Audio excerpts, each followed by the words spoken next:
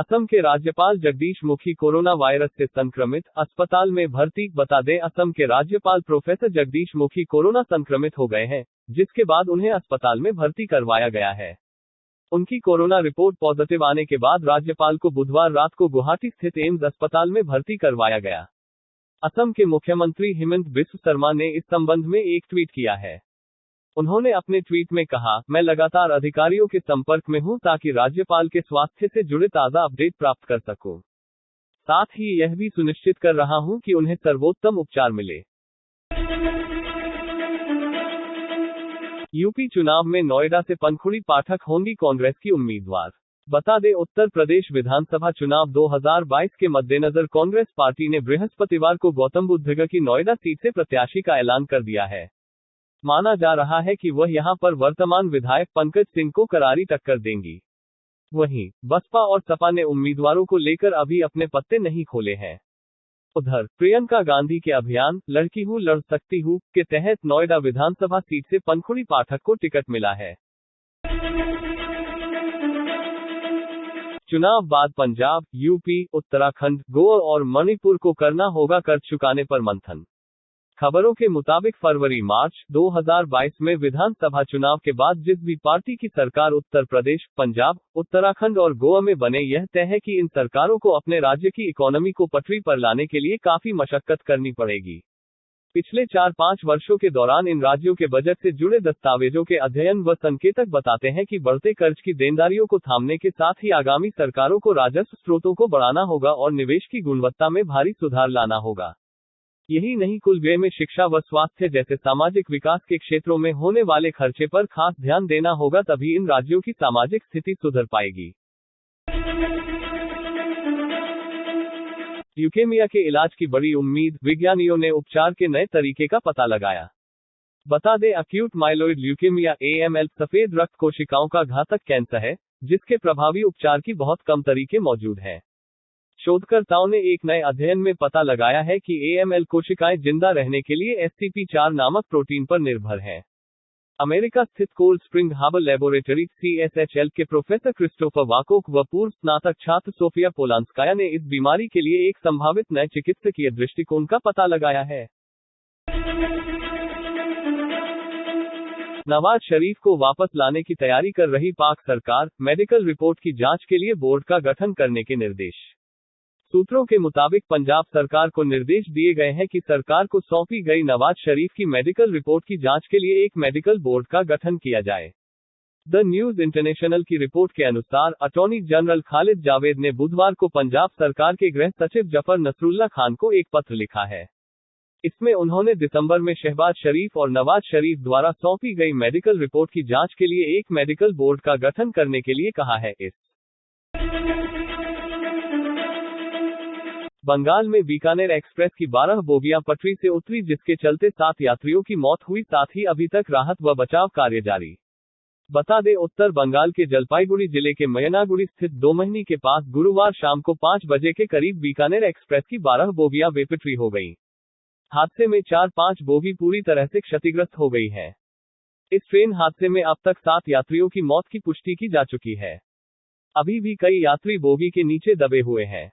जलपाईगुड़ी की DM मोमिता गोदरा बसु ने मौतों की पुष्टि की है। उन्होंने कहा कि 51 एम्बुलेंस राहत बचाव कार्य में लगी है। 40 घायलों को मयनागुड़ी और जलपाईगुड़ी अस्पताल में भर्ती कराया गया है। इधर हादसे की खबर मिलते स्थानीय प्रशासन, पुलिस के बड़े अधिकारी मौके पर पहुंच गए, लेकिन हादसे के 3 घंटे बीत जाने के बाद भी कोई रेलवे अधिकारी मौके पर नहीं पहुंचे। वहीं राहत बचाव कार्य शुरू कर दिया गया है। महाराष्ट्र और दिल्ली में डराने लगी कोरोना की रफ्तार, देश में 236 दिनों बाद आए सबसे अधिक मामले के चलते ओमिक्रॉन में बड़ी तेजी। बता दें, 24 घंटों में देश में 2,47,417 कोरोना संक्रमण के नए मामले सामने आए। इतनी बड़ी संख्या में नए मामले 236 दिन बाद आए हैं। इन मामलों में ओमिक्रॉन के 5,488 मामले शामिल हैं। वहीं सक्रिय मामले बढ़कर 11,17,531 हो गए हैं, जो 216 दिन बाद में अधिक है। नए मामलों को मिलाकर अब तक कुल 3,63,17,927 लोग कोरोना से संक्रमित हो चुके हैं। कई राज्यों में संक्रमण की रफ्तार डराने वाली है। खास तौर पर महाराष्ट्र और दिल्ली में बड़ी संख्या में कोरोना मरीज पाए जा रहे हैं।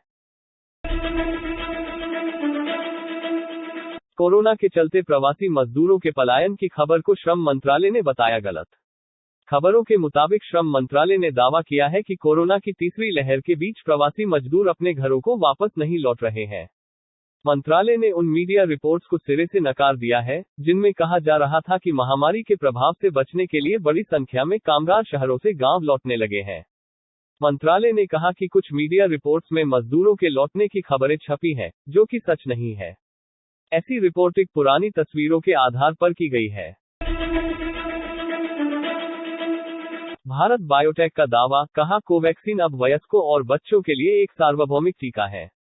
बता दें, भारत बायोटेक ने यह दावा किया है कि कोवैक्सीन की बूस्टर खुराक में ओमिक्रॉन और डेल्टा वेरिएंट से संक्रमण को रोकने की क्षमता है। भारत बायोटेक ने बुधवार को कहा कि जिन लोगों को कोवैक्सीन की बूस्टर डोज शुरुआती 2 खुराक के 6 महीने बाद दी गई, उनमें ओमिक्रॉन और डेल्टा वेरिएंट के खिलाफ प्रतिरक्षा क्षमता बनती पाई गई है। इससे पहले के अध्ययनों में कोवैक्सीन के अल्फा, बीटा, डेल्टा, जीटा और कप्पा को रोकने की क्षमता प्रदर्शित हुई थी। तीसरी लहर के आर्थिक असर को लेकर रिजर्व बैंक सतर्क, आरबीआई गवर्नर की अध्यक्षता में एफएसडीसी की बैठक में उठा मुद्दा। खबर के मुताबिक ओमिक्रॉन की वजह से आर्थिक रिकवरी पर पड़ने वाले असर को लेकर देश के वित्तीय नियामकों के स्तर पर विमर्श का दौर शुरू हो गया है।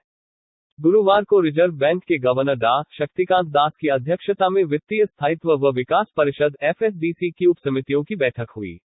केंद्रीय बैंक की तरफ से बताया गया है कि कोरोना की तीसरी लहर के आर्थिक क्षेत्र पर पड़ने वाले प्रभावों को लेकर सभी सदस्यों ने अपने विचार रखे। इसके अलावा घरेलू इकोनॉमी से जुड़े दूसरे पहलुओं के बारे में चर्चा की गई। वैश्विक स्तर की गतिविधियों और इसके भारतीय इकोनॉमी पर पड़ने वाले असर की भी समीक्षा की गई है। मच्छर को लेकर पोस्ट करने पर दिव्यांका त्रिपाठी हो गई ट्रोल, फिर यूजर को दिया करारा जवाब। दरअसल, दिव्यांका त्रिपाठी ने अपने सोशल मीडिया अकाउंट पर अपने जिम की एक तस्वीर शेयर की।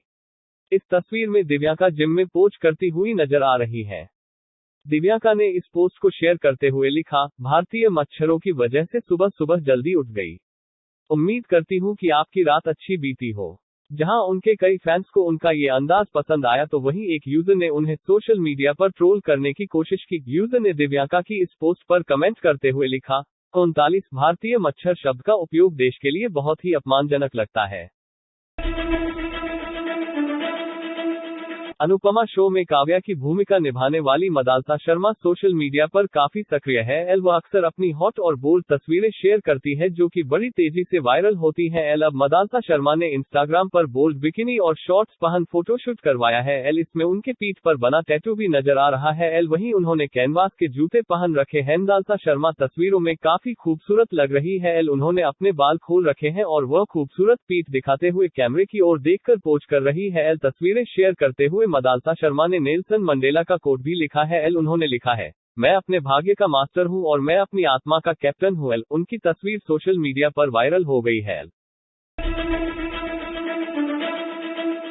पोज देते वक्त हुमा कुरैशी ने सोचा भी नहीं होगा ऐसे कमेंट आएंगे। भाई साकिब सलीम ने भी दिया अपना रिएक्शन। बता दे, गुरुवार को हुमा ने ऐसी ही कुछ तस्वीरें पोस्ट की, जिनमें वो काफी खूबसूरत दिख रही थी, मगर उनके पोज को लेकर कुछ यूजर्स ने ट्रोलिंग कर दी। हुमा ने 3 तस्वीरें शेयर की। इन तस्वीरों पर कई यूजर्स ने कमेंट किए हैं। कई यूजर्स ने उनके बैठने के अंदाज की तुलना स्पाइडरमैन से की है। उन्हें वुमन स्पाइडरमैन बताया। एक फैन ने मजाक किया कि यह पोज देने से पहले स्पाइडरमैन से अनुमति लेनी चाहिए थी। ओमिक्रॉन वेरिएंट के खिलाफ एस्ट्राजेनेका वैक्सीन की तीसरी बूस्टर डोज प्रभावी। बता दें, एंग्लो स्वीडिश बायोफॉर्म कंपनी ने गुरुवार को जारी अपने प्रारंभिक आंकड़ों में यह बात कही। ऑक्सफोर्ड विश्वविद्यालय द्वारा विकसित और भारत में कोविशील्ड के तौर पर लगाए जा रहे टीके के जारी परीक्षण में पता चला है कि इसकी तीसरी खुराक से SARS-CoV-2 के बीटा, डेल्टा, अल्फा और गामा वेरिएंट के प्रति शरीर की प्रतिरक्षा क्षमता में वृद्धि हुई है।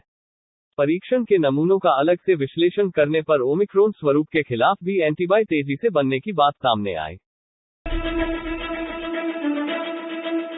हाउती के कब्जे वाले जहाज पर सवार 7 भारतीयों की सुरक्षा को लेकर भारत चिंतित, तत्काल रिहाई की अपील की।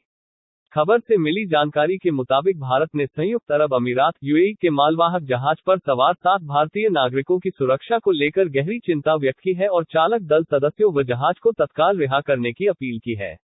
रवाबी नामक इस जहाज को यमन के हाउती विद्रोहियों ने 2 जनवरी को होदीदा बंदरगाह पर बंधक बना लिया था। संयुक्त राष्ट्र यूएन में भारत के स्थायी प्रतिनिधि टीएस तिरुमूर्ति ने कहा, हम यमन में सैन्य अभियानों के निरंतर तीव्र होने से चिंतित हैं।